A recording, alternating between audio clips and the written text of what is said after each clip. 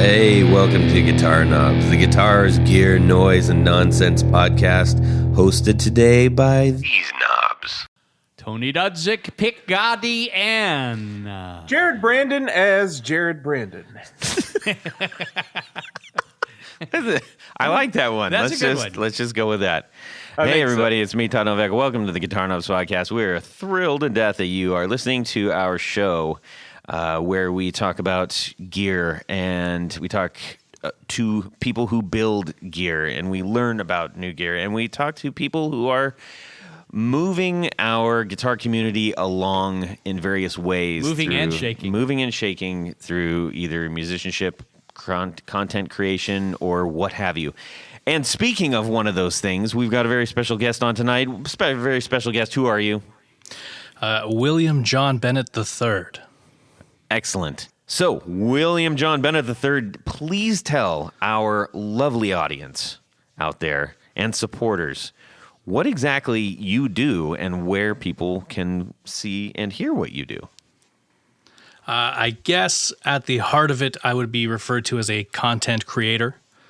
I make pedal demo videos mainly on Instagram. You can find me at William John Bennett III. Just a bunch of I's instead of the third, if you're searching. No the. Frequently confused with William John Benetti. Yes. I get that a lot. Yeah.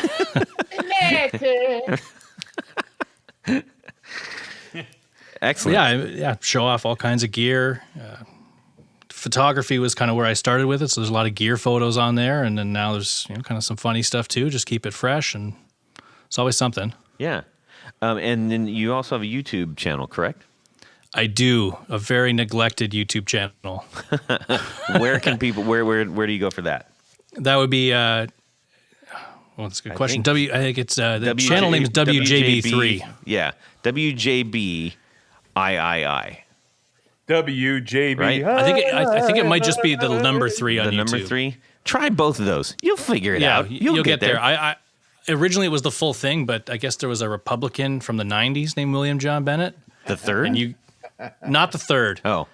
But you got to dig through a lot of his videos to find any of my gear stuff. Okay. If you search the full thing. So. Try to maybe don't do that. But and if you get stuck, just ask us or whatever. You'll figure it out. Yeah, so definitely when, as we're going through the show, hop on over to Instagram and you can see his happy smiling face, his happy bearded, glass bespectacled face, and a bunch of really great gear. And I think one thing that is interesting about the gear that you have is that it's accessible gear. So I think you're very relatable in that aspect. You're the common man's William John Bennett III. We are going to call him Steve for the rest of the show. No, Steve from Canada. We will honor that. Yeah, you're calling from Canada tonight. We got a lot of good Canadians up there making stuff and stuff. Oh yes. Canada. Yeah, there's a few of us. Yeah, it's like a whole country. It's almost like 33 million, I think. At least 6 of them make demos. Yeah, I know. That was terrible. I was making fun of myself for anyways, whatever. Yes. Hey, speaking of that, Demi Dash has got some new stuff coming out, I believe. Oh. Yeah, we had Demi Dash on before, and so make sure you go check out what he's up to. We should have him back on when he gets that sorted out. We should go back through the list and see, because I'm sure there's people. Oh, there definitely are. In fact, updated. we're gonna Mask is gonna be back on. Oh. Mask Electronics. We're gonna have our old pal Champion Lecky back on. Yeah. I'm not gonna go through the entire thing. Okay. But there are a couple people that we keep getting respect. Hey, like, what's going on with this guy? Or we see. We keep a pretty close eyeball on what is happening. And so when there's a lot of movement on something, we say, hey, what's that seismographic thing happening over there? And we check it out. So that's coming up. And I guess that's kind of an announcement. Anything else? Tony, do you have anything? I don't have any announcements. Okay. But I did have a very exciting musical week. Nope, that's not part of the thing yet. Oh. Jared? No announcements, guys. Okay, your beautiful white insanely Did I not talk nice about guitar. that? Oh no, yeah, you did. I just want to make sure it made it home safe and sound. I have it, and I've gotten it out a few times and cranked it up, and I love it. Excellent. Okay. Very nice. Well, let's just shimmy on over to what's going on in our musical worlds this week. Tony, now, we're going to start with you. Okay. And then we're going to check out with our pal, William John Bennett III. okay. Okay? I can do that. Do it. So this week, I said goodbye to a special guitar that I put back together, the 1965 Gibson Melody Maker Joan Jett / Yeah. Eric Carmen modification that I did and Why? refinished and all that. Well, I actually I sold it to a good friend of ours, Billy Spitfire. Ah, Yeah, so he's a great dude. he's a great dude, and I actually had a couple of other guitars that I thought he'd be interested He in. needs a lightweight guitar right now. Well, he does. His back is bad, Yeah. and he said, "Well, what about that Joan Jett one?" I said, "Well," so we hemmed and hawed and everything else, and Yeah. and so he just fell in love with the guitar. He wrote back even after he bought it. Oh my God, this is the best thing I ever bought. I love it, blah. So hate to see him go, but happy to see him go to a good home. And somebody that'll appreciate it. Yeah, and he for sure will. He's a Yeah. good player. But on the upside, in yet more book news, I just got in my copy of Bakersfield Guitars, The Illustrated History by Willie G. Mosley. Aha. And Willie is a contributor to Vintage Guitar Magazine. He's written several articles. He has about 14 books under his belt now, guitar books. Mm-hmm. This book is I think it creates the definitive history of Mosrite guitars, along with other brands in California. And there's been very, very little written about these guitars. They have over the years, there's been, a couple of guitar books. They might show a couple of photos here and there. This one goes into such depth and detail, and it covers from the very beginning with Semi Mosley, what he was doing after he had several bad fortunes with the company. And then he shifted over to a brand called Gospel Guitars. So is Willie his son or something? No, there's no relation. What? Yeah, what are the odds, right? That's Yeah. Okay. So, but the really cool thing about it is, in addition to at least half the book, I'd say, being on Mosrite, he covers some other brands like Hallmark and Standell. Encore. And I mean, there's some brands that I'd maybe seen photos of or maybe heard of, but he actually covered things in very good detail. And the Hallmark brand was brought back to life by Bob Shade. I think he bought the brand name and all the company rights and everything and the designs and such. And Bob is making some really nice copies of Hallmark guitars. He might, like the Swept Wing. It's kind of like a decent looking reverse V, Yeah, I guess you could say that. but not stupid looking. Yeah. So I think go ahead. Hallmark was doing that Batmobile one too, right? I remember that. That was the cool. Joker, the Batmobile. There was the one with the Iron Cross. So there's some cool stuff, and he also makes a really fantastic Mosrite copy, replica, whatever you want to call Yeah. it. And Bob's a good guy. At some point, it might be nice to. I'm trying to see if he's interested in coming on board. He did have some involvement with this book, but it's really cool. And I just, if you're interested in some off the wall brands and maybe ones that you hadn't really heard a lot about especially California brands, this is a great book. Again, I don't have another book in my collection that goes into such depth and detail on these brands. So, Wow. Go buy it. Very neat. Yeah, they got the Dragula one in there too Yep. from the Munsters. Oh yes, yeah. There's so many cool things, and I mean, the thing about Moserites and some of these other brands is they were, quite honestly, just handmade guitars up to a point, and then with Moserite in the '60s, once the Ventures got involved, they had a little more working capital, so they had a pretty highly staffed factory building things, and there were some shakeups and different things along the way, but they're really cool guitars. I have a couple of Moserites in my collection, and they're unusual guitars. They're not the prettiest guitars or they're most well-made guitars, but there's something about them. They're just really cool. Yeah. Well, that's good sharing stuff there, homeboy. That's what I'm here to do. Much obliged. William John Bennett III, how about yourself? It's actually a big week for me, music-wise. A lot of gear. I'm pretty excited. My birthday was over the weekend, so I decided happy to just birthday. thank you. Birthday! Had a little treat yourself moment. Yeah. And just I cleared out some gear and I ordered a Fender Jason Isbell Telecaster. Oh, yeah. That I've been staring at all year. Decided to give that a go, see if I can shake my snobby past and play a Mexican built Fender. Is wrong that with just a No, nothing wrong at all. It's been a while. what color? It's like a chocolate sunburst. Ooh.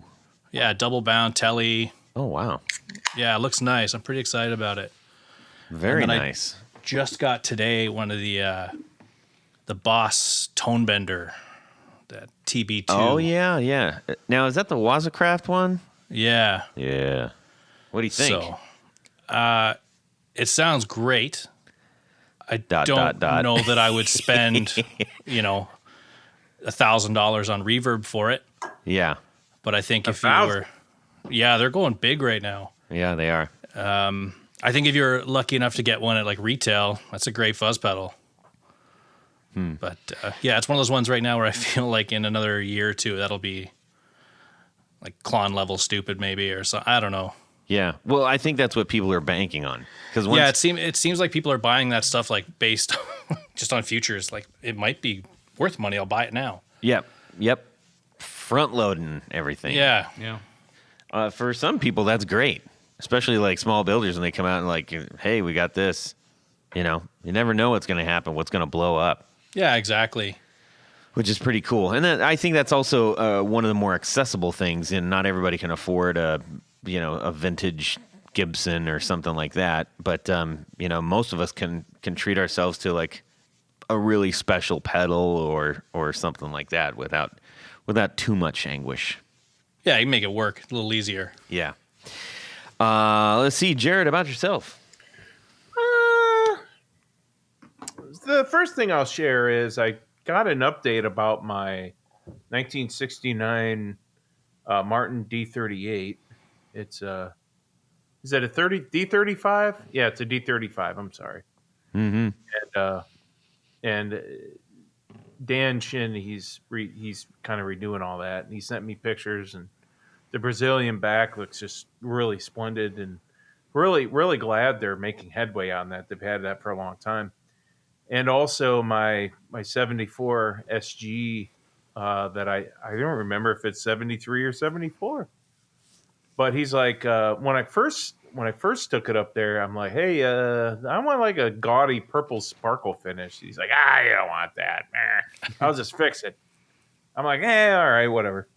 And then he said, hey, what are we refin? The other day, he's like, what are we refinning that on? And I'm like, why don't you do a cherry? So I'm gonna do the cherry finish, and I might do.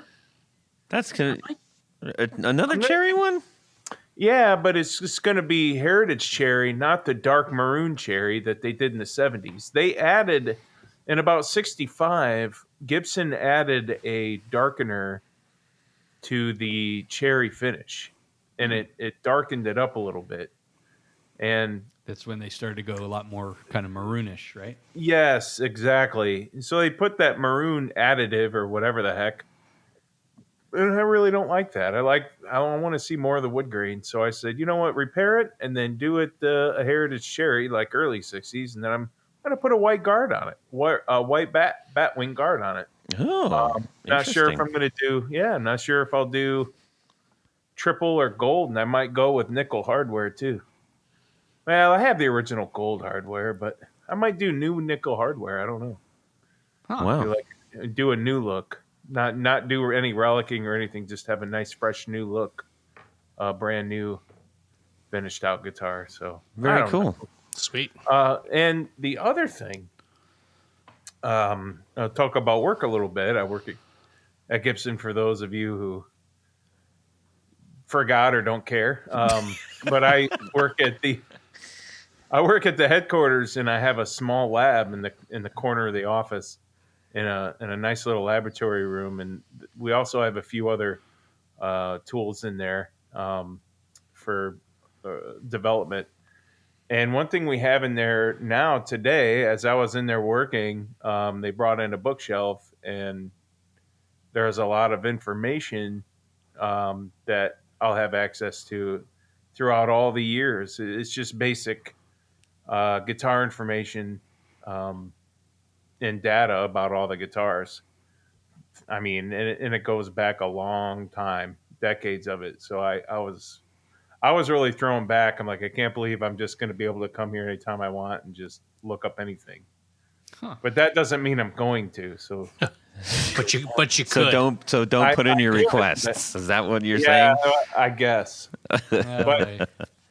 But I just I don't know it. I just want to pinch myself because I was really excited about that, even though honestly I wouldn't spend time doing any of that unless I needed to know some information for work. But Yeah. It was really cool. It was still really, really awesome to see that. So Very cool. Dig it, man. How about you, Todd? Well, let me tell you. Actually, I don't have to tell you, Tony. I had a absolutely delightful surprise for my particular week. Got a call from my good pal Tony across the table here. He said, "Hey, you want to go see Joe Bonamassa tonight?" And I said, "Yeah, that'd be pretty fantastic." Now, I will state right now, I am not a well versed in not only his music, but also I just am never been a quote unquote blues dude. And I think that's attributed to like the classic blues like B.B. King and stuff. It's just not my bag of chips. I can't even explain how many conversations that start with, "What? How can you? Rock and roll is based on the blues. How can you say you like Led Zeppelin, but you don't like the blues? What's wrong with you?" Like, people freak out on me about that. well, let me ask you: would you be able to say that Joe Bonamassa also does some kind of old school rhythm and blues, like Blues Brothers type of stuff? Well, he, from what I understand, the tour that you guys went to, that was it's not the horns and all this stuff. This was more of like This was a rock show. a blues-based rock show. But he wasn't doing single note B.B. King Wheatley bits. It's Right. like that. It's just not. It's all over the doesn't excite place. me. And he had a second guitarist. He did have a second guitarist who was actually very talented. So the band that he was playing with was outstanding, and it made me. I remember my dad telling me a long time ago. Anytime that we'd hear Frank Sinatra or see anything about Frank Sinatra, it's a super dad thing. He's like, Frank Sinatra's only good because he had the best band in the world. He reminded me of that every time, like I had never heard it before. He still does it. And I was reminded of that. And I'm like, that right there is my dad's view on Frank Sinatra incarnate right there. The drummer had, I mean, his right foot was like a damn howitzer cannon. It it was shaking our shirts, and it looked like he wasn't even moving his arms, and the sound that was coming out of that. And then they had their bass player, Michael Rhodes, I believe, is Michael like Rhodes. the most recorded bass player in Nashville history. And He's on everything. yeah, and then the organist, it's like it was a Reese Winans. Reese Winans He who played with with Stevie Ray Vaughan. Yes. I mean, it was a pretty star-studded cast up there. But the show was absolutely fantastic. I was truly blown away. That said, it wasn't because Joe was up there. He's obviously an incredible guitar player. He is very, very skilled at what he does. Big gear nerd too. He's a huge gear nerd. But as to the songs they were playing, it wasn't a grandstand for him to grandstand.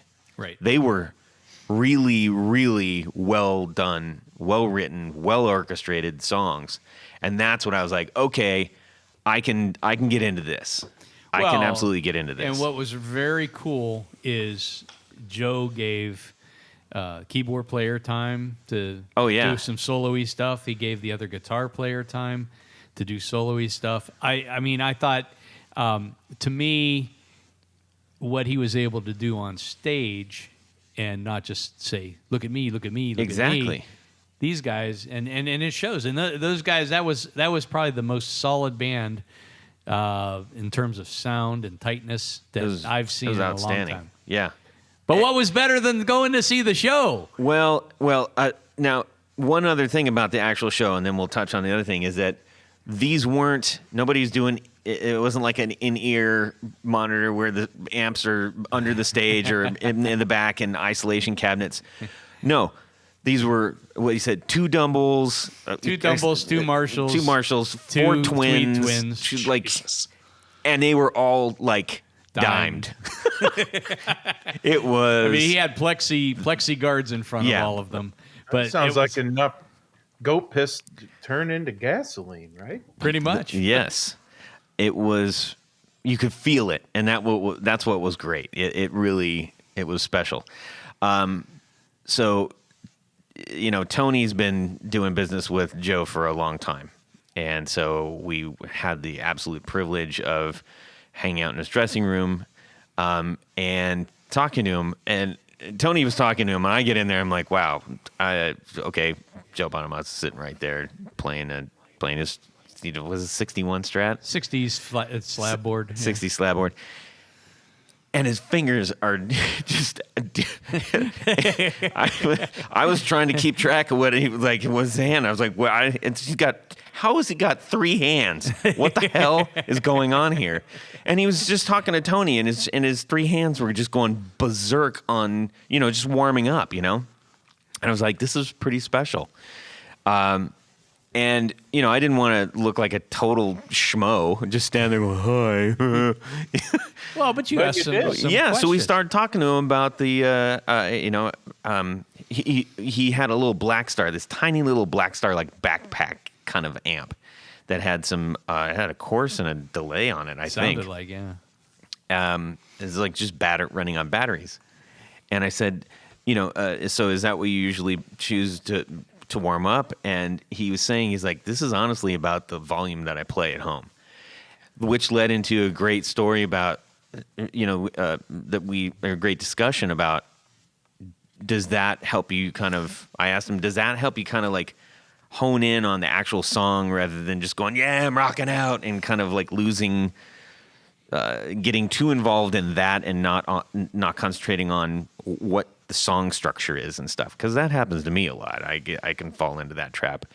And we talked about hearing and all that business, and he explained to us about how he can get what is like the amount of tones between 6 and 10 on a Strat at a lower volume. He can write a whole album on. Yeah. It was really cool because we just started nerding out on the gear stuff, and then talking about the amps. That was really interesting, because we've talked about on the show before running multiple amps. And it's one thing to say, I'm going to run I'll run my new Marshall Origin and my Supro Black Magic, and I'm going to run those together to get the sound I want. But he's literally using his amps as a live EQ. Yes. Which, him explaining about that, like, I was worried that we were taking up his time. No, he went for it. He's like, well, here's what we're doing. Blah, blah, blah, blah, blah, blah, blah. Told us the whole dang story. Yeah. And it was awesome. He's using, I think his Marshalls are for the bass tones. His twins were the mids. And then the doubles are the highs. Yeah. Like, what? That's awesome. So he's got a system that figured out there. But it was all like very scientific, he was explaining how you can't ask a single speaker to deliver 100% of each of those tones. It's impossible for that to happen. Or amp.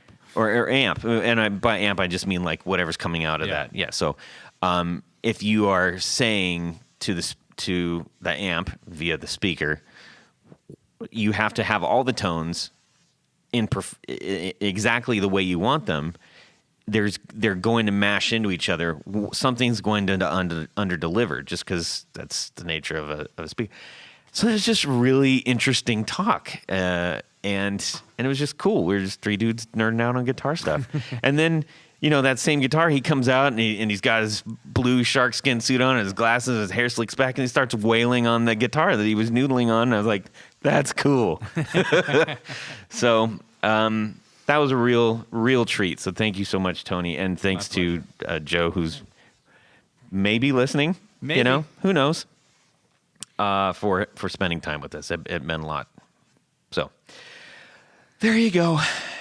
We gave him a shirt. So nice. I mean, heck, that'd be great. He said he turned in his laundry, so he's probably going to wear it. Yeah. Let's see that happen. All right. One of the great things that come out of Canada are our friends from Tour Gear Designs. William John Bennett III, are you familiar with Tour Gear Designs patch cables? I'm about to be. You better believe it. These are absolutely delightful pieces of equipment because they work, they are super affordable, and they are small enough to allow even more pedals on your board because they're not taking up all kinds of extra room with oversized jacks, ill-fitting jacks, or any of that.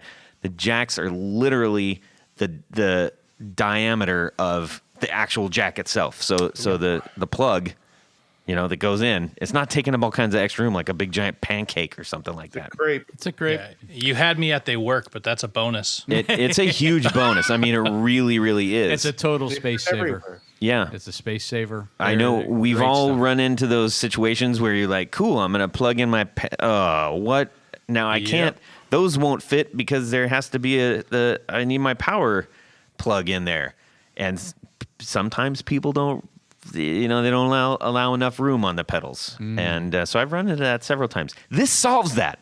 And another thing that's going to help solve the tremendous cost of most patch cables is that you can go over to tourgeardesigns.com and you can get yourself a whole myriad of sizes and shape configurations, S and C shape. S are great if you have a top mounted jack that needs to go into a side mounted jack, like a boutique pedal to a Boss pedal or something like that, or vice versa.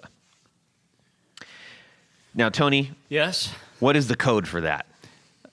Well, you could go on your checkout and just type in the guitar knobs. That's right. You're going to save 10% on your entire order. We always say your entire order because you're not going to just get one. It's just you're going to say, I'm going to stock up. And, we're here in the U.S., and I said, well, it's probably going to take a long time to get these things. Honest to God, I ordered them on a Saturday. They were there on Wednesday. Yeah. And that's awesome. It's and they're just a great outfit. They really are. So we want to send you to tourgeardesigns.com, put in the guitar knobs in the coupon code, save yourself some money, and we want to thank them for sponsoring our 4 on the floor. Jared? about a little bit of this? That was a good one. 1, 2, 1, 2, 3. 4 on the floor.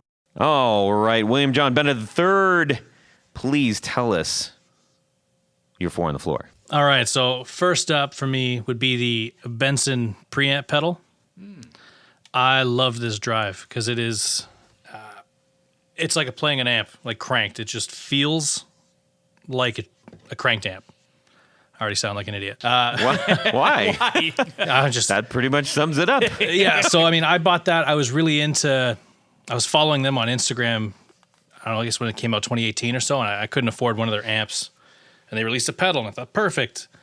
And at the time, I had a Princeton reverb, and I was in an apartment, and I, had neighbors, so I couldn't really crank it up and get it to break up.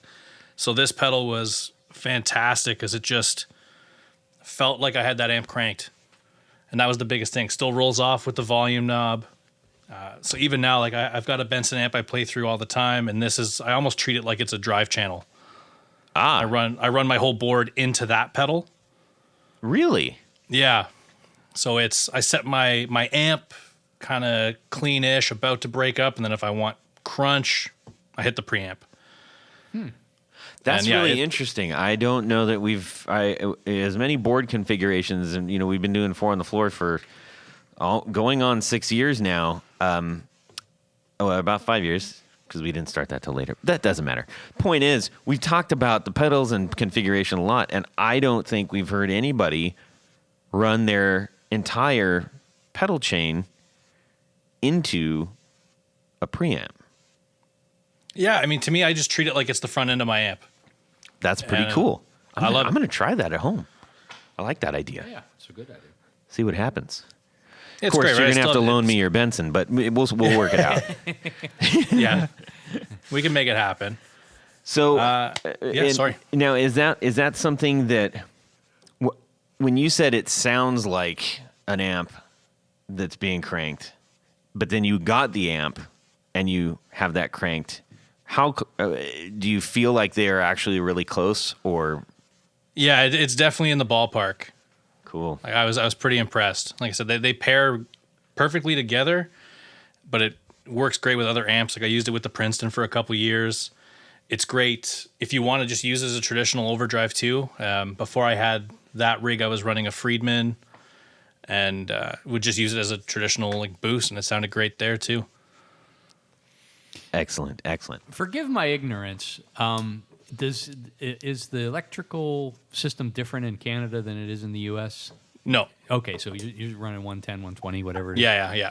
All the same. Okay, because I guess it's a fair question. I wasn't. No, I know because in some ways, Canada mirrors what the UK is doing, but it's good to know. Yeah, so you don't really have any issues then with transformers or having No. Thank God. Yeah. It's nice and easy. Very cool. How about number 2? Number 2, I picked the Greer Amps Super Hornet.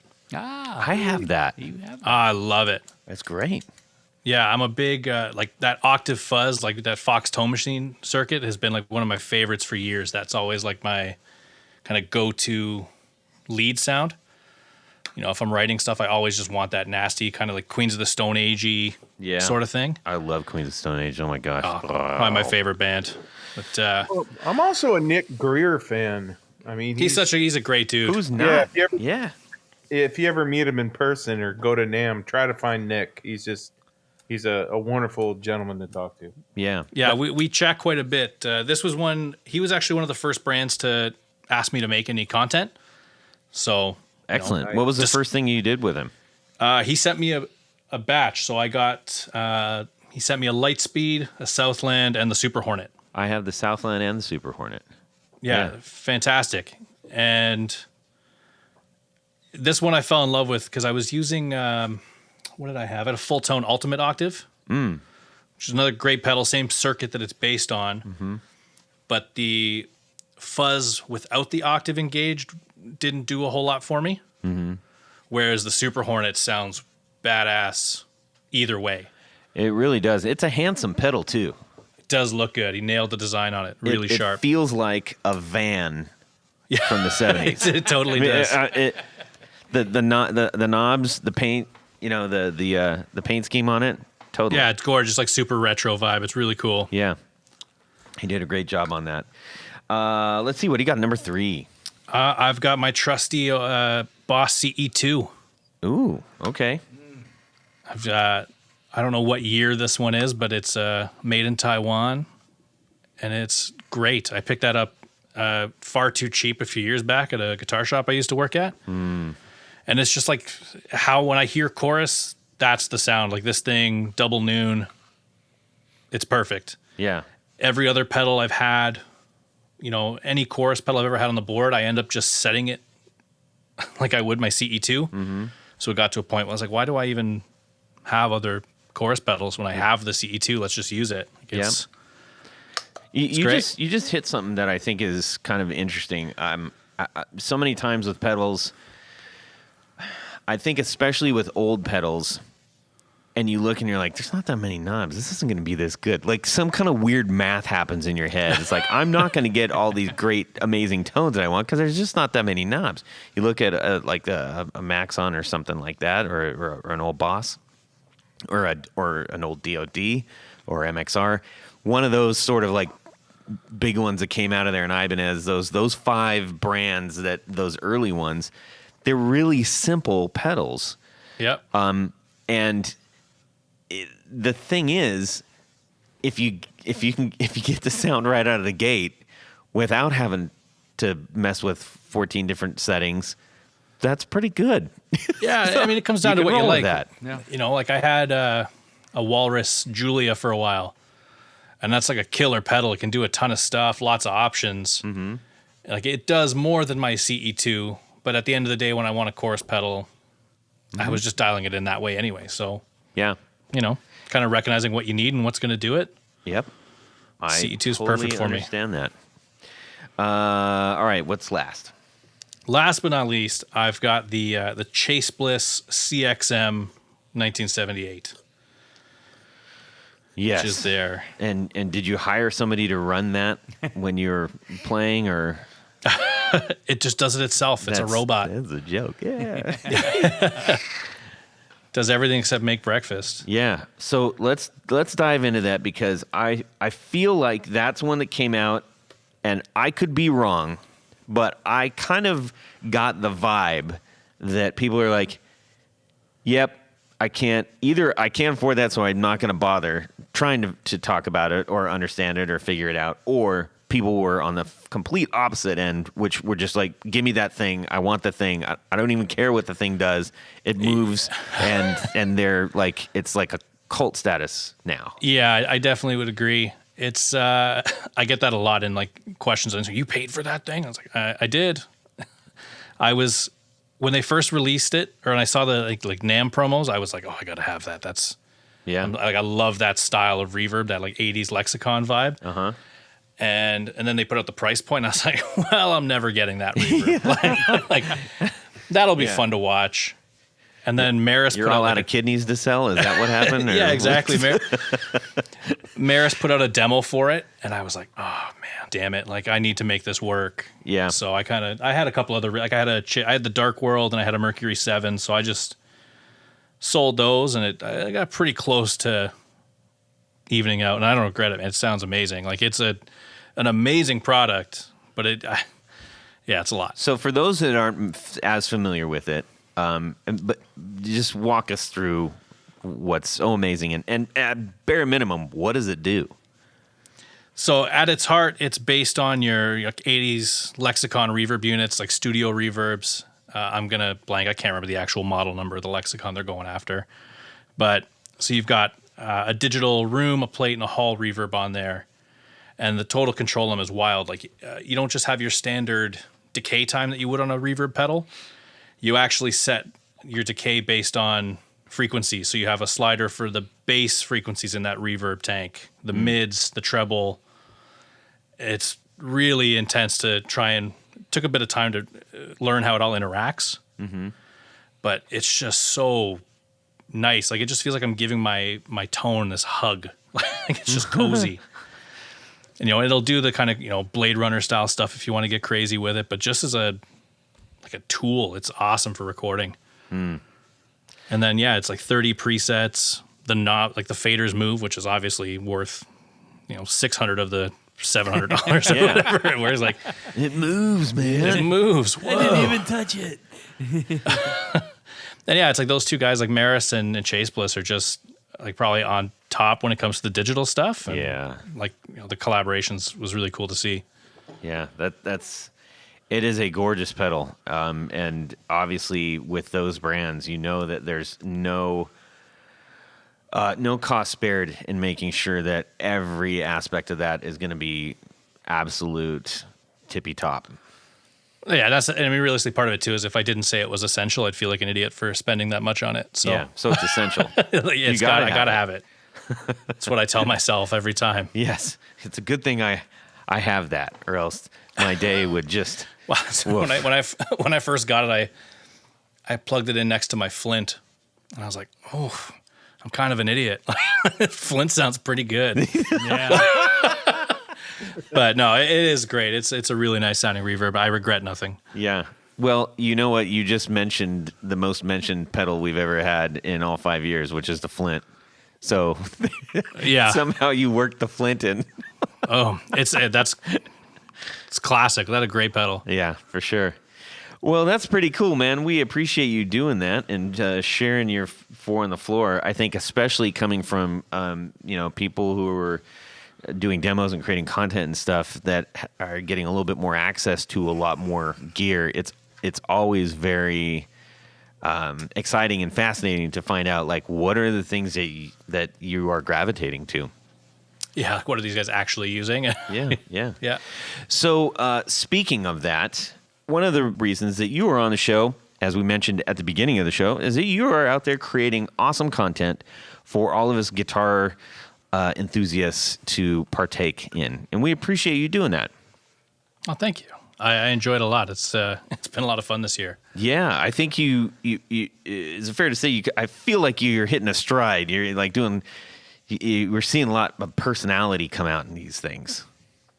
Yeah, I think that's kind of been my whole goal with it, is to still try and be relatable. Yeah. And you get an idea of who I am, kind of what I'm into, which is kind of important to me. Like there's a lot of accounts where you just see something where I have no idea who's doing what or who I'm connected with. Yes. So that to me was a big thing I wanted to make happen. I appreciate that because I do feel like that is, it's cool to get the information, but when you're able to connect with somebody, I feel like you're looking at me while you're talking because your thing is up right now, your Instagram. It's just nice when you can make a connection with somebody else. And as you mentioned, you're doing relatable things. You're talking about relatable things. I think one of the newer thing that's up there is you're talking about gear that's out of your budget. Hey, that's relatable. Yeah. And then, so let's back up 1 second. Oh, first of all, wait a minute. Holy mackerel. Congratulations, by the way. Yeah. You got a new baby coming. I do. That's so exciting. I'm a dad of 3, so I'm just going super out the excited window. about that. That's great. Oh, thank you. Yeah, I'm really excited too. Is this number one or? This is number one, yeah. Wow, that's fantastic. So I'm in that perfect blend between excited and terrified. That is a good place to be. It's the best, man. Absolutely the best thing in the whole wide world. And that is, did I see May of 22? Yeah, May 2022. Okay, all right. Well, good for John you, Bennett man. the 4th. No. Yes, you better get all the guitars and stuff right now because that's going away. And I don't know the gender yet, so I'm committed to that name, boy or girl. Yeah, they're gonna think you're like they're a Star Wars droid or something. As what's a WJB for? So let's see here. You had to start somewhere, and I know that one of the things that I locked on to that you mentioned was, I thought I was going to be my dreams of being a professional musician. ... And why don't you share that sort of thought? What made you share that? Yeah, that one just came across as something I thought a lot of people would probably relate with. And it's true, right? I mean, I've been playing in bands since I was like 15 years old, and everyone thinks they're going to be the best band in the world. And I did that for a long time. And in my 20s, I was on a band with a record deal, and they were spending lots of cash on us, and we put together this great record, and then it just got buried, and band drama ensued, and life carried on. Mm-hmm. And now I make Instagram videos. Well, that happens, and it happens to probably the overwhelming majority of those of us who care about this stuff. So that kind of relatableness is what a lot of your content's about. But you're also you got some nice chops, man. I like the way that you play, because it isn't, grandstanding the wheedly bits and stuff, and you're playing relatable things, so we can hear what it's doing. Yeah, that's also because I can't grandstand. Just go with me on this. Just go with me. I'll try to be relatable. That's about as good as I can play. So that's what you get. Yeah. So you're holding back so that you don't alienate your audience, is what you're saying. Yeah, that's. I put away that third hand you were talking about with Joe there. I just leave that in the back pocket. Yeah.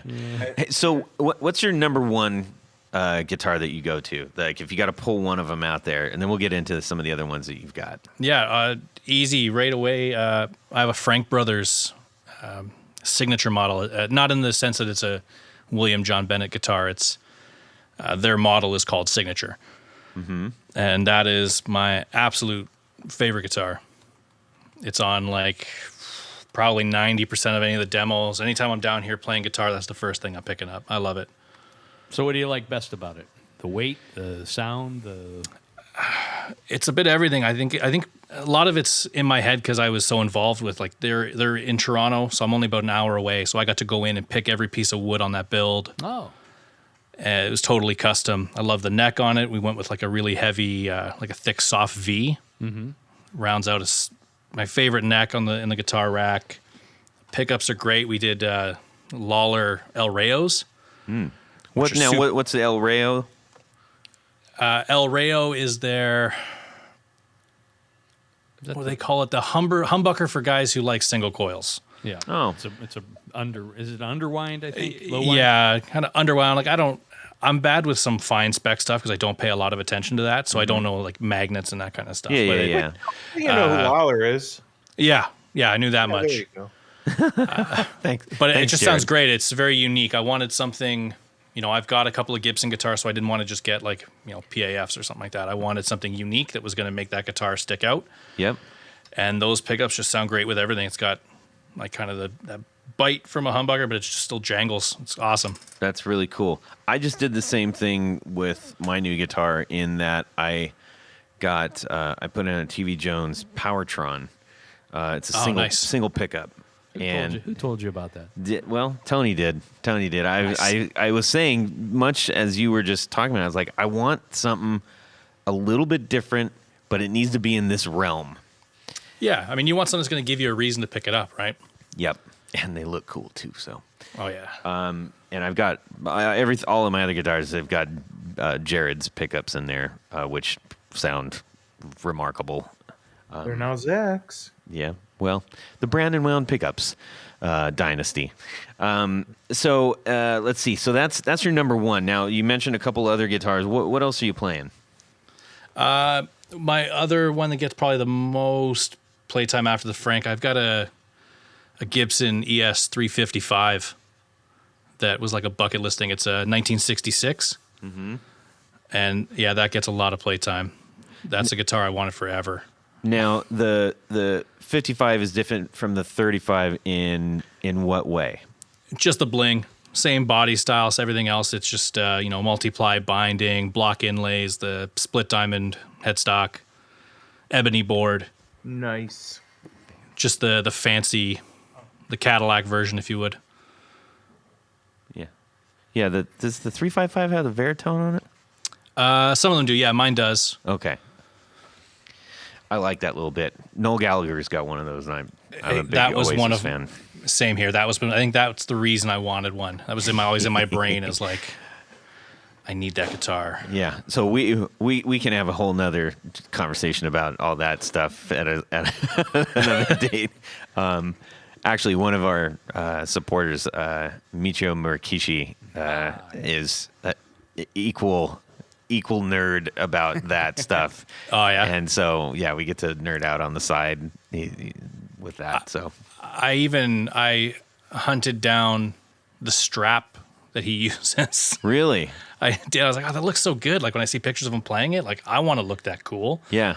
The skinny straps are kind of, they're kind of weird. Yeah, a little skinny strap with a cool buckle. I was like, let's do it. I found the guy online and ordered it. It's awesome. That's killer.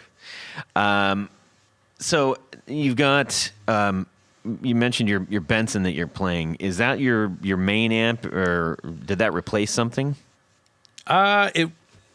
Intentionally, it wasn't bought to replace anything, but I love it so much that I've sold everything else since. So it's my only amp right now. Okay. Now, we had Frank Brothers on, and that's episode 100, in case anybody wants to listen to that. I will be going back. Good. And we also had Benson on, probably right around that time. I got to check. I just remember Frank Brothers was the 100th episode, because that was a big one. Yep. Now, Benson...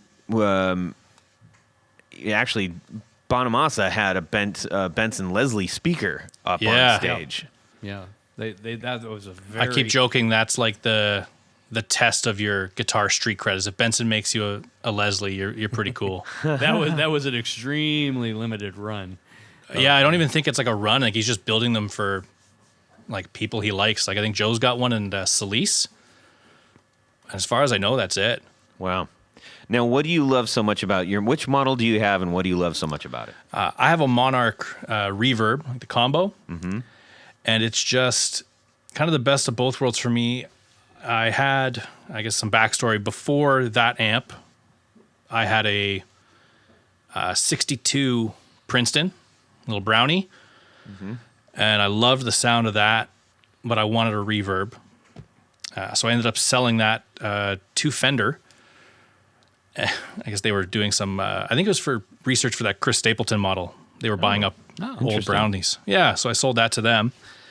And then I had a 66 Princeton reverb, which was great. But this Benson is like kind of right in between. It's got that clean tone, but the mids are pushed, so it's more that early Fender Deluxe kind of style as opposed to the black panel stuff, the scoop mid thing. With gorgeous reverb built in, and that's what really drew me in. And it's all point to point, and the thing that's right away I noticed. That's amazing. Yeah. And the thing that drew me right away is it's so direct. Like you hit a note, it feels like you're just right plugged into the speaker. Like that's cool. It's instant. Kind of scares me a bit because it took a little adjustment to, make sure you don't suck. Yeah. So, I mean, in that, is it a little bit, I don't want to say less forgiving, like it's going to be harsh sounding or difficult to play, but there are certain amps and tones that when you play, I kind of felt that actually from the Marshall. I was like, whoa, this is really, I'm right there. I can't hide behind anything. I had that feeling when I first got it. Like it was definitely okay, you better work on the chops. Yeah. Better get that third hand moving. Yeah, that's really cool. By the way, Benson was episode 59. He was that long ago. Somehow he said, "Yeah, sure, I'll waste my time with you clowns." 59 episodes in. Wow. Sheesh. I know it doesn't seem like that far, does it? No, it does Man, not. oh man. So one of the things that we were discussing earlier was, from your perspective as someone who is creating content, you're being exposed to different kinds of equipment that you might not have chosen to play, maybe, possibly. Yeah. You've got exposure to things that you might not be able to normally get, or is out of one's range, as you mentioned on here. What, when you're considering these things and you're playing, how much of the content that you're putting out, when you're doing this, do you think about those things? Does it come through? Do you share that with everybody? Like walk people through that a little bit. My main thing with like the videos I make is that I don't really want to give opinions. I know there's like a whole movement that like demo guys are shills and you're, given scripts and, your opinions are paid and all that kind of stuff. So I just make videos with playing. Like, if you can hear it and hear what it does, if you like it, that's it. There's here's no the thing. Yeah, exactly. And my whole, I guess my thing is this like 3 sounds, I call it, where I just write a track around 3 sounds I like from a pedal. And, there's no, is it good? Is it bad? It's just, here it is. Do you like it? And I don't do any extra editing to any stuff. It's pretty raw. And that's like, I just try and keep it simple. What are you using to record that? Everything I'm using that Universal Audio aux box. Oh, okay. Direct out of the Benson. It sounds great. That's killer. It's nice for the workflow because I can have like, my drum tracks blasting in the room and I'm not worried about mic bleeds and stuff like that. Or, if I want to do it at 2 a.m, I can do it with headphones. That's great. So that's super smart. So in consideration for some of the things, I'm sure you've first thing you did was probably go through your existing collection of things. What are you considering as new gear comes your way, or you're requesting it? A lot of it just comes down to like what I want to play it. Like I'm a gearhead. I always have been. Like I didn't get my driver's license till I was 19 because I would rather spend the $120 for the road test on pedals. I just took the bus everywhere, like mooched rides from my now wife. So it's always just been about gear. So now it's if I am reaching out to a company, it's because they make something that I really want to try. Yep. And if companies are reaching out to me, it's there's been a couple that hasn't kind of said no, thank you. But most of the stuff has been great. Like I just love gear. Yeah. I mean, and why not? If you're giving it a try, it's kind of like sushi, Yeah. It's like, I don't know what that is. I shouldn't eat it. No, it might actually be the best tasting thing you've ever had. And that's the thing. And there's been instances where before I was doing the content stuff with pedals, I would buy a lot, but I was also far more choosy. Yeah. And I'd have to try and justify stuff. Like, so one that sticks out to me is that Greer Lightspeed. Mm-hmm. I've heard about it for years. Always wanted to try it. But I've got so many other, light overdrives. I was like, I don't need to spend more money. I don't know. I just never bothered. Yep. And then started chatting with Nick, and he goes, I'll send you some stuff to try out. And I remember live streaming it. And the minute I turned that pedal on, I was like, oh, like I should have had this years ago. Mm-hmm. Like, this is amazing. So those kind of moments are what I really enjoy. Just getting stuff that I might not have picked up otherwise and just getting blown away by stuff. I dig it. I can respect that. And I found that, at least with the builders that we've had on the show, they're really responsive to, they want people to play the stuff. Yeah. So, having somebody say, yeah, please do your thing with this, because not only do I want exposure, but everybody has echoed that how great it feels when they see somebody have a great experience with their gear. Oh, I can imagine. Yeah. Like that's the message I've got from guys. We put up a video, and you got Nick or whoever's running the brand reaching out, going, "Yeah, that's awesome. Like, thanks so much." I think they just like seeing what people do with their stuff. Yeah, for sure. What are some of the things that you favor as far as gear and content that you're trying to put out for everybody? I'm a big fuzz geek. I love fuzz pedals. Anytime a fuzz comes up, I'm absolutely game for it. Like, no question. Aside from the Waza, what are a couple standouts for you right now? Ones I love. So Super Hornet we talked about earlier. Mm-hmm. Love that. Thorpe, the Field Marshal. Mm-hmm. That one is a lot of fun. That's based on like the old Love Tone. Big Cheese? Cheese Ball? Big Cheese. Mm-hmm. And that is like just a monster sounding fuzz. It's nasty. What else have I got this year? Yeah, there's been a few. Fuzz is one of those things, like, and Tony has gone on record, and he's like, he's not a really big fuzz guy. When do you tend to favor the tones that are like completely just maxed, just a wall of fuzz, or do you play sort of the lower end of, what you favor? I find I go for that all out crazy right away. Yeah. But I have noticed I tend to roll back a little bit more than I used to. I always crank it, just see what it does, how crazy I can get. And then, somewhere in the middle ground. But I try and show off, like anytime I'm doing a fuzz, I want to just show it getting as crazy as it can. When you're setting up a fuzz, this is something that I consider with like the little demos that I do, is that it's difficult sometimes to say what goes with this. Aside from, a really cool delay or some big wet, modular effect.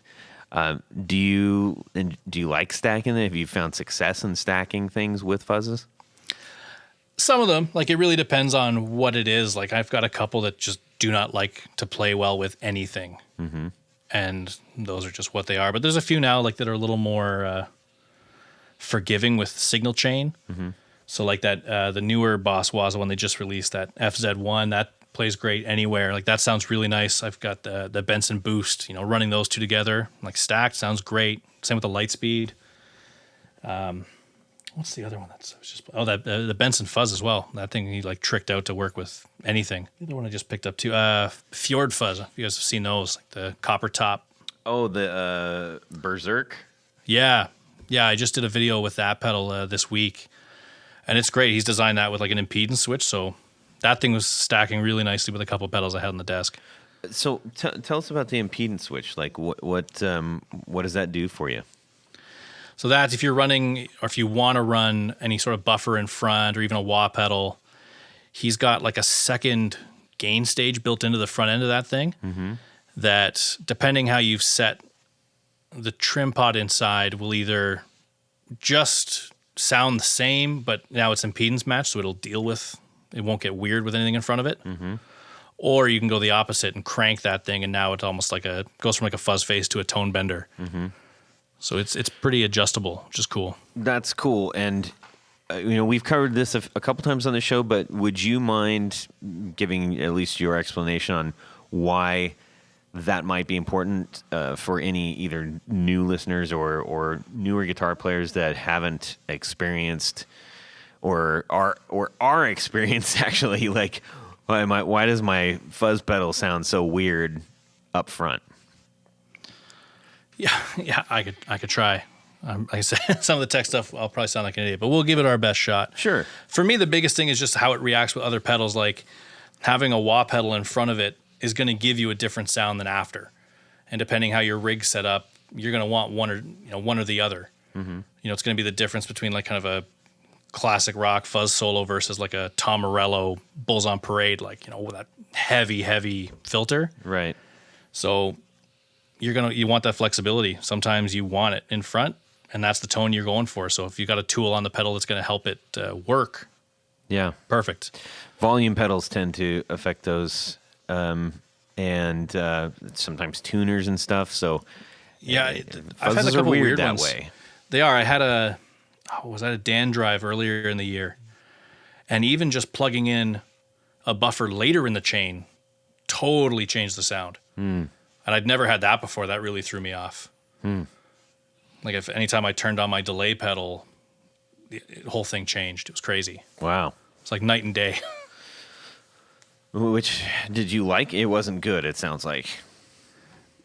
It wasn't good or bad. It was just that much different. Like that's not the sound I would expect kicking on a delay pedal with my fuzz. It just became a whole nother thing. Yeah. So in your content that you're creating, what are some of the things that you are going to be, are you kind of holding steady on what you're doing? Are you trying to do more and different things? Where are you going with this content thing you're doing? I'd like to do a little more like the YouTube side of things. I'd like to spend some more time on, like some longer form videos. It's just been tough to find the time, with like real life and trying to keep up on the Instagram side of things. Yeah. But I've got a friend of mine lent me the big Benson Chimera stack. Mm-hmm. So that's my, I'm chipping away at a nice little Monarch Chimera video. I might get into some kind of long form demo stuff, but I'm hesitant because everyone else just does it so well, and everyone's got their own little niche. Like, I don't think I'm going to say anything that someone else hasn't or has done better. But we might give it the old college try. Well, it's incredibly time consuming. The video aspect of things is bananas. Yeah, it last year my page was just photos, and it was great because I could get to my weekend and I could take 2 weeks worth of photos on a Saturday afternoon, and I could just chill for 2 weeks. And then now with video and writing songs and recording, it's like I'm lucky to get a pedal done on a Saturday. Yeah, and then still have to come up with stuff for the other 6 days of the week. Yeah, so I definitely totally understand that. Yeah, it's definitely takes a bit of a toll.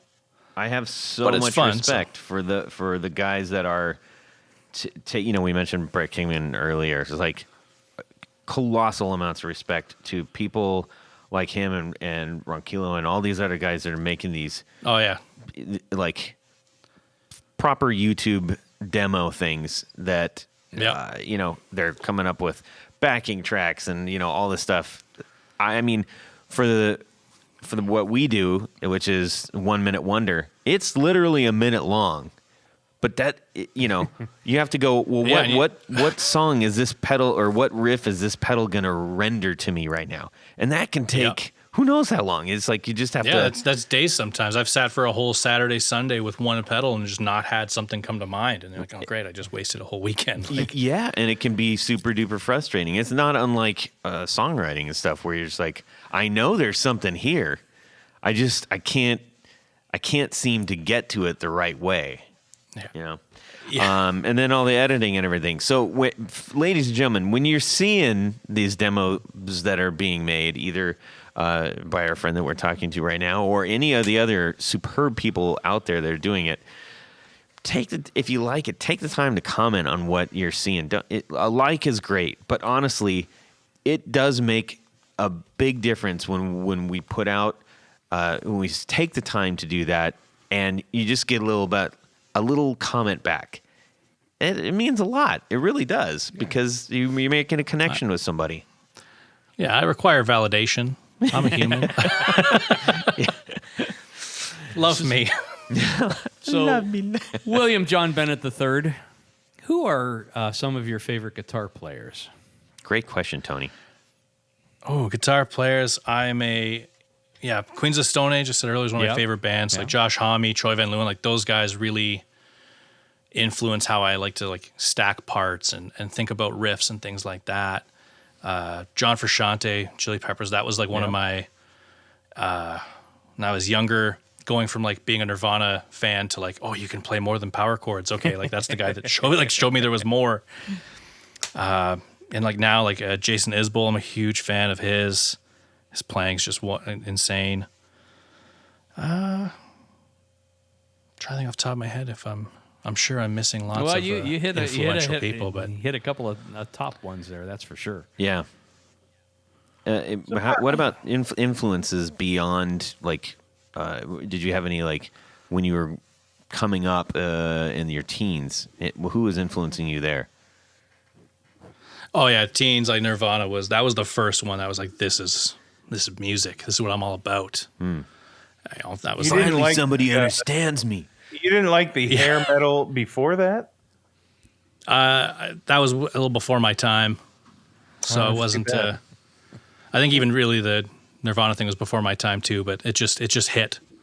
I remember when that hit. It changed the music that was played. It was overnight. It was unbelievable. But I've got even a more interesting question to ask. All right. Jared segues. I'm going to do a show that just has Jared segues in it. That's good. I am all ears with that. I'll listen to myself segue. So, what's your dream guitar? So, what guitar out there would you love someone to send you to demo? Like, if it's to have unattainable or attainable, what's your dream guitar to have?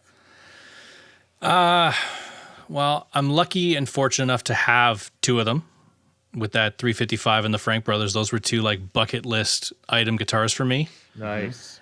The other one that I would love, like a 63, 64 Jazzmaster. Nice. I want it beat to shit, sunburst, and I want it so bad. And I had to, when I bought my Gibson, the shop had a 1960 Jazzmaster in, and another store had a 63, and I just sat there like, what do I do? There's no way I could make both. Yeah. And I went with the Gibson. I don't regret it because I have a 62 reissue Jazzmaster that's great, but I still want like that beat up sunburst. One day. You'll have it. Boom. Jared's Jared's genie. sending you one.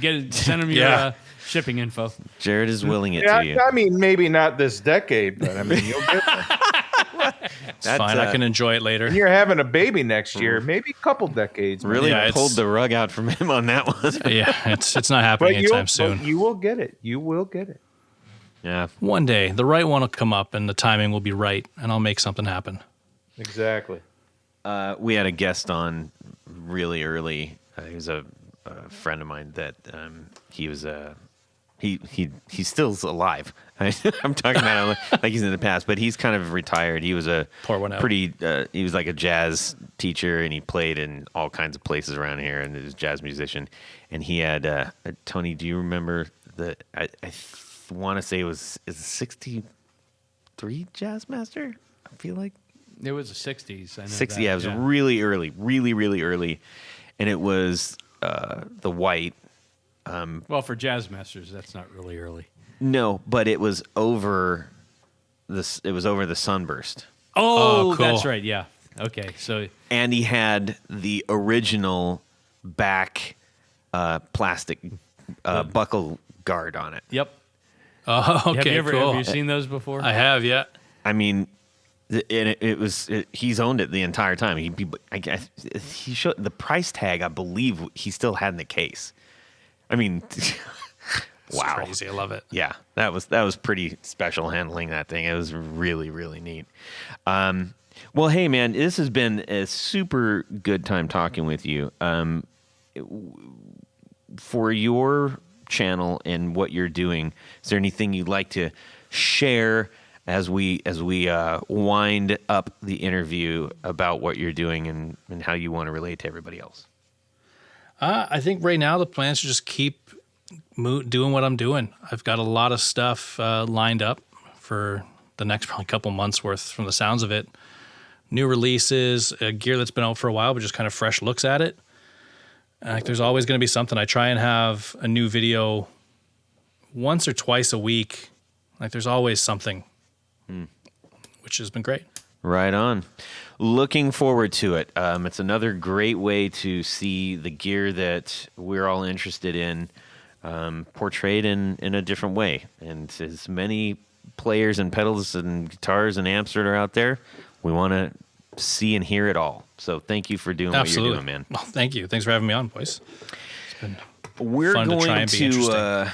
we're going to pile in the El Camino. You can ride in the back, and we're going to take a quick ride and pull up at Jared's little log cabin down there in Tennessee, and hope he doesn't give us both barrels as we do.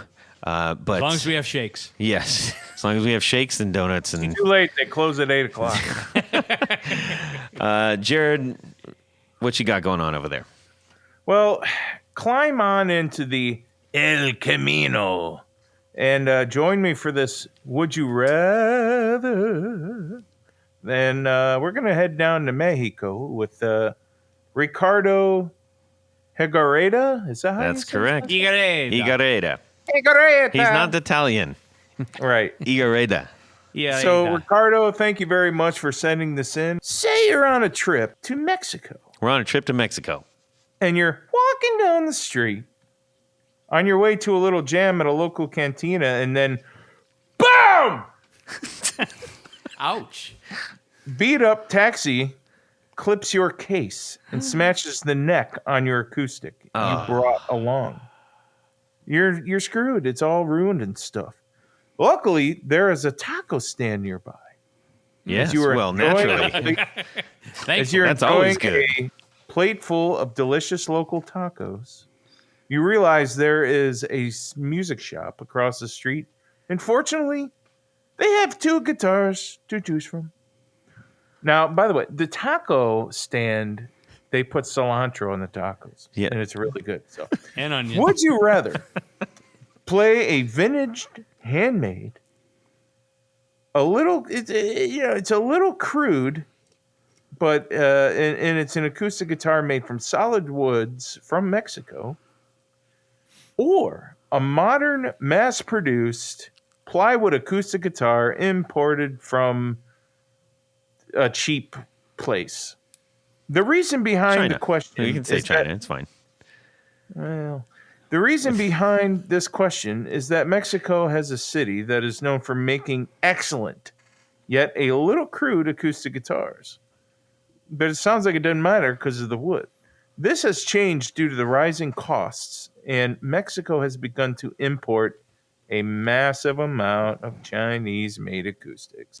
That was brought in to us by Ricardo Higuereta, and yeah, I think he actually spends a lot of time down there, from what I understand from little that we've talked. So he's coming from experience as far as how that market is changing, and that is one of the things that, when you have a regionally crafted thing that is, historically you can rely on, and those musicians have been playing for so long, and you can go down there and get one made from a special, luthier down there that they've been doing it in their family for 100 years or whatever. Yeah, it sounds like that's kind of going the way of the dodo a little bit. So, so it's a good question. Would you rather play the crudely made Mexican wood? Mm-hmm. But it's crudely. You said it's crude, so there's goods and bads about both items. Yes, that's true. Crudely made real Mexican wood guitar, or the plywood cheap Chinese version that he explains. Yes. All right. That probably looks a little better visually. Well, or different. Tony, we're going to hear from him first, and then we're going to check in with Jared, and then around the horn to William John Bennett III and myself. Okay, Tony, go. Well, I would say Chinese-made instruments have come a long way in the last probably 5 or 10 years, maybe. Agreed. I mean, And geographically. But cross many oceans. Yes. But I would say in this instance, since I'm going to be in Mexico and I'm near a town that's known for its Mexican instruments, even though it's maybe a little crude, but it's made from solid wood and it was made down there. I'm going to go with the Mexican-made instrument because they're, sometimes they may not be as pretty as the other one, but Or maybe it's prettier. well, it may sound. I mean, to me, it's Mother of it's pearl about inlay all over the place and everything. anyhow. So I think that's the direction. As long as it plays well and sounds good, I don't really care what it looks like. Mm-hmm. So I'm going with the Mexican-made domestic instrument rather than the cheap import. All right.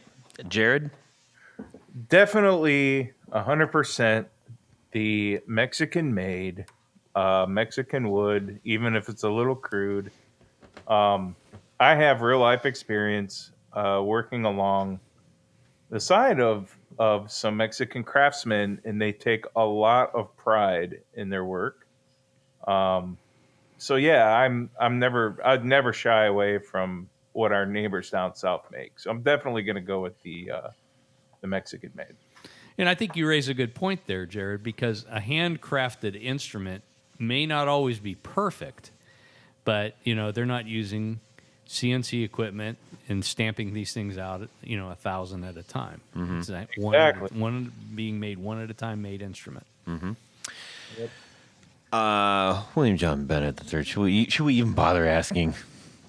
Tell us what you would do. I'm not going to go against the grain here.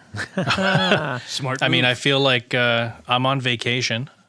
I can play an import guitar at home. Let's see what Mexico has to offer. Yeah. Right. Right? When are Absolutely. you going to try one again? I'd love to try a nice handmade acoustic. Yeah. I'm going to be doing the same thing for two reasons. Number one, you're going to get a sound that is just that guitar sound, which I think is really cool. And that's one of the things that we all enjoy about the boutique gear that we talk about so much. And the second thing is I grew up in Southern California. I've been to Mexico a ton of times. I grew up in a neighborhood that you could hear the music at night, and there is just something really special about that kind of guitar sound. They don't sound like, it's not like Takamine. It doesn't sound the same at all, and so I really like that stuff, and so I would be thrilled to death to be able to play one of those. Sounds like it's unanimous. Yes. Well, Ricardo, I don't know if you were trying to stump us there. I hope we didn't let you down, but that was a great question, and raising a little bit of awareness there. That was kind of neato. So we need to thank a few people, and then we're going to let our friend William John Bennett III go. You're right, Todd, because at this point of the show, there's a very special group of people that we love to thank. These are our executive producers, Jared. Oh. These are people that help make this podcast possible. Oh, yeah. Now, you might be asking yourself, what is an executive producer? But the question you really should be asking yourself is, how can I become an executive producer? Quite simple, folks. Go over to patreon.com/theguitarknobs. Check out a couple different levels in which you can participate and become a sponsor, a patron of this very podcast. Each level comes with a great bevy of gifts, thank you gifts, things like, T-shirts and stickers and pics and all the good stuff. All the good stuff. But as an executive producer, there's one thing more. Jared? You get to have your name read on the thing, man. Your name read on the thing. That's what I'm going to do right now. So sit back in your seats, buckle your seatbelts. Here we go. Tom Barazin, Darren Gregory, Doug Christ, Ken Sayers, Michael Senchuk, Stefan Lamb, Anthony Lathrop, John Anglin, John Esterly, Justin Jones, James White, Matt Hart, Bill Gola Guitars, Richard Kendall, John Jackson, Jason Rausch, Gary Cooper, Mark Cotton, Elad Mizrahi, Mike D, Trevor Gunberg, Rick Calhoun, Anthony Gemolero, John Helverson, Drew Lopez, and Vader and Pedals. What's that, Todd? Yep. We have a new one? Yep. Hot off the presses. This, Well, kind of hot off of last episode's press. off of last episode's press, Moon Guitars. That's correct. Welcome on board, Moon Guitars. Thank you so much. Thank you. Wait, Todd, there's more Okay. because we have another group. Mm-hmm. We call them our Grand Poobahs. These are executive producers plus. Yes. These executive producers have their own special penthouse suite in which they bathe in their individual hot tubs of some unknown orange liquid. Yes. The Gatorade, possibly. Possibly Yeah. Gatorade. We're not sure. Orange Crush. Could be rusty water. Yeah. Fanta. Ooh, Fanta. Yeah. Fanta. Anyhow, they also have a fez to place upon their head. That's correct. And it's required while they listen to the podcast that they wear it. So I'm watching Without you. getting it wet. I'm watching all of you. You'd better have your fezzes on. So special thanks to these grand poobahs. Jonathan Jerusik, Corey Nigro, David Kaminga, Science of Sound, Cody Foster, Sean S. Tommy Manasco, Adam Johnson, Steve Keys, Tim Novak, Tyler Rhines, James Pennington, Ellis J Music Company, John Williams, Johnny Morales, Mel Sanders, Bob Crouch, Sam Jett, Michio Murakishi, Martin Cliff, Hex Matos, Michael Van Zant, Brian Robison, John Daly, Ricardo Igareda, Brandon Wound Pickups. Yep. And wait. Brandon Wound Pickups. And Brandon Wound Pickups is new. Yes, that's right. Thank you all so very much for supporting our show. It keeps our wheels going, and the moderate exhaust fumes kept to a bare minimum coming out the back end of our tank. So we need to thank give a great big thanks to William John Bennett III. No one's going to forget that name. Not if I can do anything about it. Yeah. So thanks for joining us, my friend. Yeah, thanks for having me, guys. It's been fun. Good. And remind everybody where they can go see what you're doing.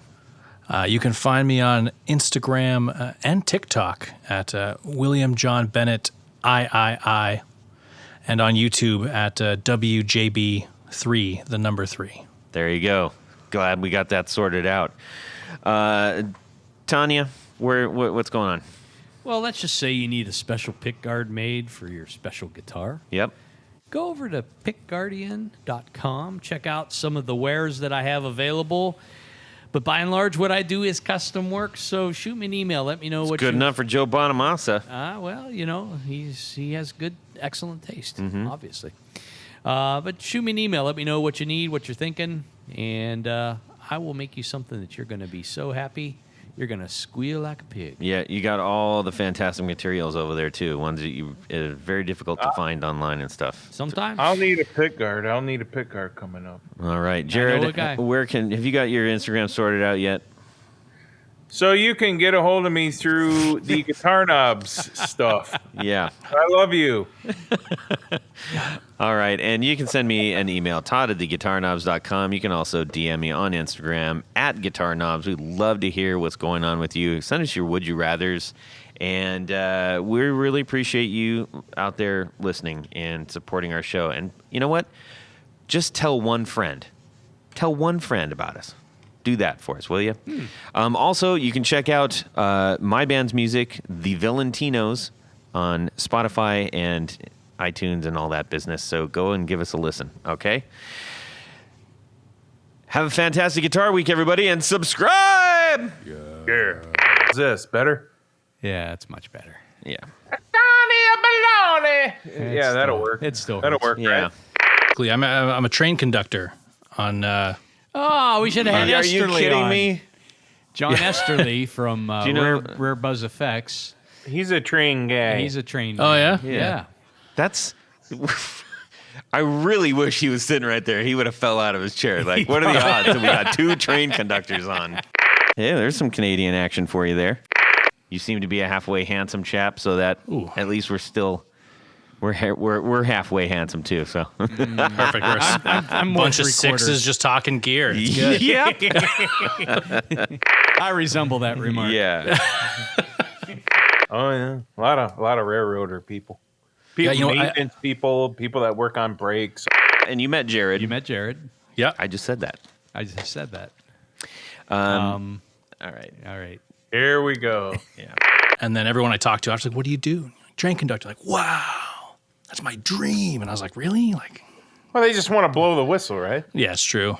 I'm just outside Toronto, little Canada. You're in Canada, eh? Yes, sir. All right. You just went right for... Yeah. You didn't even get the lowest hanging fruit. You got the apples that are rotting on the ground right there. Yeah. Can I get some ketchup? Where's your wife from? Bellevue, Ohio. And where do they have trains there? A couple. One, they- a couple of tracks. So you get to know All right, bring it on. that looks really. I'm actually on the site now. Let me get a little bit of that. How about this? I think we need to write it on your shirt. He's had 2 weeks off. Not living here. Yeah. No way. Nice. Too many trains at night. Too many trains. If there are no trains, you don't hear a horn, and you live there, you don't know what the hell to think. You don't know what's going on. No. Oh man, boy, do I sound like an idiot. Oh, I got smacked right there. it's got geography, Lovable dude. Calories to live. sustenance. Yes, all of them. Talk about some gear and Are you out in a boot? Jeez, No, get them all out. Come on.